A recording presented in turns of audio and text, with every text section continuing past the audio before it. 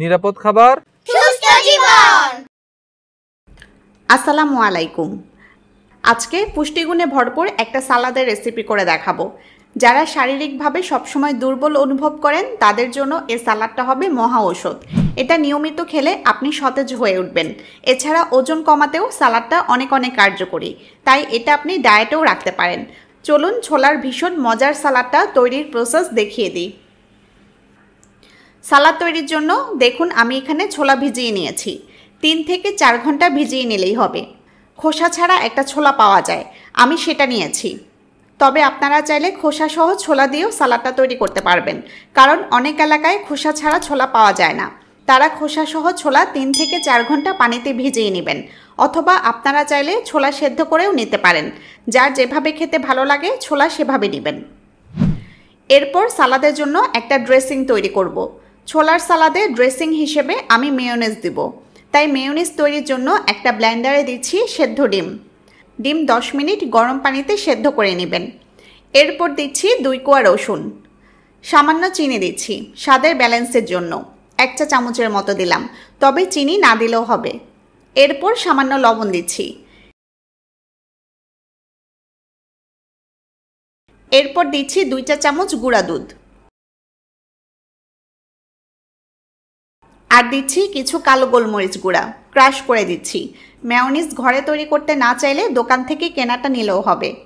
দিচ্ছি কিছুটা লেবুর রস, চিপে চিপে রসটা দিয়ে দিচ্ছি।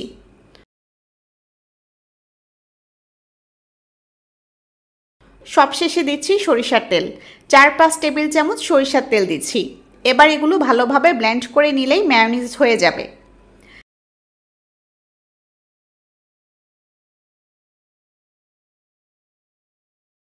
দেখুন আমি ভালোভাবে ব্লেন্ড করে পেস্ট করে নিয়েছি। হোমমেড মেয়োনিজ তৈরি।